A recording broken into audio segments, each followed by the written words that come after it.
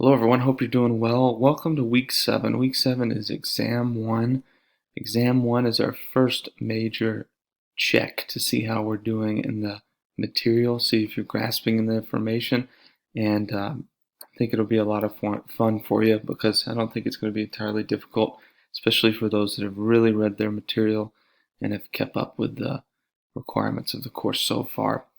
You have to use the lockdown browser for exam 1. So the exam 1, just to start, is due next week. So it is due by the it is due by the 23rd of next week. Just wanted to verify that, the 23rd, and I'll put some information below the exam so you have that 100% understood. And further, questions about lockdown browser and the announcement section here, and we're going to talk about that a little bit. In order to start Lockdown Browser, of course, you have to download Lockdown Browser, log into Blackboard, navigate to the exam, and then once you have Lockdown Browser open, it should be seamless. If you run into any issues with this, please let me know, though. Let's do a little bit of overview about the exam and what you ought to know. For the exam, it's multiple choice, right? So multiple choice, it's about 40 questions total. There are a couple of short answers in there, but the majority are multiple choice. So, know what HIPAA is. What does HIPAA stand for? Know when a patient needs to sign a consent form.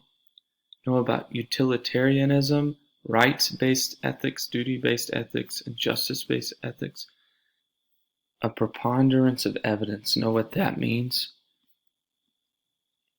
Can the Joint Commission seize CMS funding? What is a Joint Commission? What is JCO?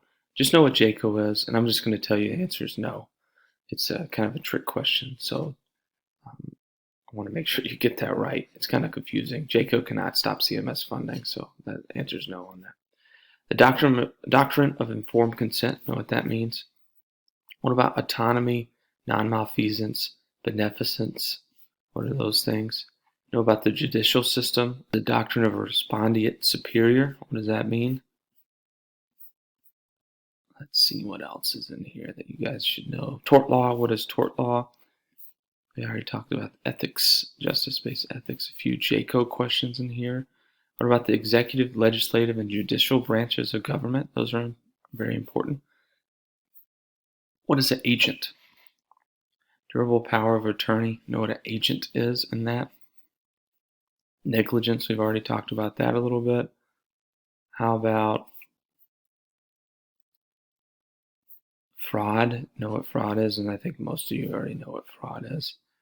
What else are we running into here that might be a little confusing? Living will. What is a living will? And what does it stand for? A living will. Know about professional organizations, how professional organizations are used in healthcare. Implied consent, all the consents, right? What about implied consent? What does that mean? Written consent's another one, right? And I think that should be about it. Oh, the Good Samaritan Law. Make sure you know what the Good Samaritan Law is. I think overall you guys are going to do fantastic in this exam. Like I said, it's about 40 questions. It actually might be 39. I just looked through it and found one that I'm not going to have in there. So you'll have one less question there. So take your time in doing it. You have all week. Study a few days and then take it. If you have any questions, run into any issues, don't hesitate to reach out. This overview really gives you a good starting point, but make sure you go back and study the material because that's going to be really important too. I anticipate you guys are going to do a rock star job. I think overall you've done well in the assignments and you've tried really hard. So I'm looking forward to great test scores. Reach out if you need anything. I appreciate all the work, and thank you so much for listening in, and I hope that this video helps you prepare.